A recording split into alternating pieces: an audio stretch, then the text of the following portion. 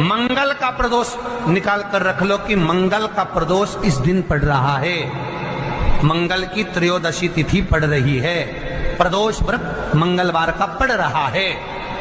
और जिन लड़का लड़की को मंगल होते हैं, जिन कन्या और वर को मंगल होते हैं, केवल शंकर भगवान के मंदिर में जाकर चौमुखी दिया, 4 बत्ती का दिया आटे का, उसमें घी डालकर लड़की शंकर भगवान के मंदिर में मात्र 7 बार शंकर पे से उतार कर 3 बार स्वतः उतार कर शिव के मंदिर में रख देती है। उसका मंगल आड़े आता ही नहीं है, मंगल नहीं आता सामने। मंगल प्रदोष व्रत का इतना महत्व है महाराज। जब जिस महीने में जो प्रदोष पड़ा करे, जब प्रदोष पड़े, बन सके 1 बेलपत्र, बन सके 5 बेलपत्र, शमी पत्र, हरे मूंग,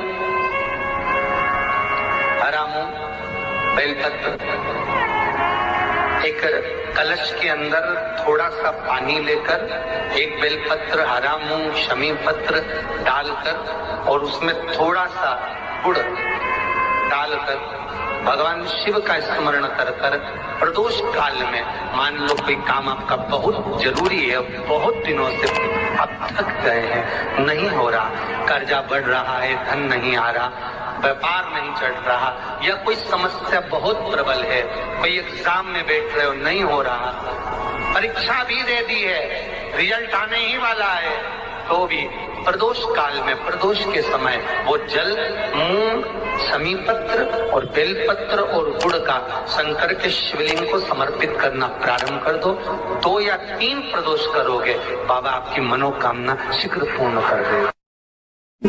शंकर भगवान पर चढ़े हुए जल जब नीचे की ओर आता है, जिस जगह पर जल गिरता है उस जगह पर मात्र एक दुर्गा प्रदोष के दिन अपनी कामना कर कर इस शरीर के सुख के लिए शंकर भगवान के जल गिरने वाले स्थान के पास में अवधूतेश्वर महादेव के नाम से रख दी जाती है, तो जिंदगी में कभी बड़ी बीमारी नहीं आती। उसी तरह जिससे रोग को समाप्त करने के लिए दुर्गा का प्रयोग किया जाता है।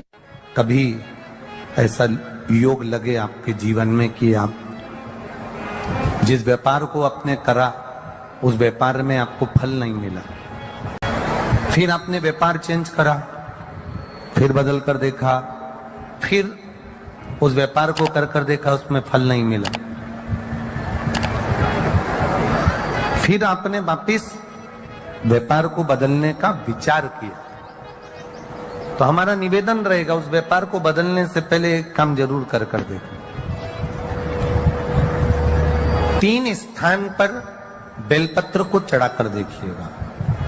अगर आपको लगे कि मैंने व्यापार बदल लिया, एक बार बदला, कई लोग ऐसे भी होते हैं जो पैसा इकट्ठा करते हैं, धन एकत्रित करते हैं, और कोई व्यापार ऐसा कर लेते हैं जिस व्यापार में धन चले जाता है तो वो धन वापिस नहीं आता, मारा वो व्यापार का धन वापिस नहीं आता, तो बड़े दुखी होता है कि भाई मेरा गया हुआ पैसा नहीं आ रहा, मैं बड़ा कष्ट में हूं, मेरा खुद का ही आ जाए ना तो मैं निहाल हो जाऊं, मेरा अपना ही नहीं आ रहा जो गया हुआ है, तो मैं क्या वर्णन करूं उसको, क्या उनके लिए भी ये प्रयोग, ये शिव विद्येश्वर संहिता का ये भाव बड़ा सुंदर है। आप व्यापार पर व्यापार बदल कर देख लिए, धन भी हमारा कहीं डूब गया, आ नहीं रहा है, तो प्रयास करना 3 स्थान पर चढ़ाई गई बेलपत्र हमें सुख अनुभव करा। बहुत ध्यान लगाइए। पहला, अशोक सुंदरी की जगह। अब ये बेलपत्र जब भी आप चढ़ाएंगे तो रविवार की अगर प्रदोष पड़ जाए,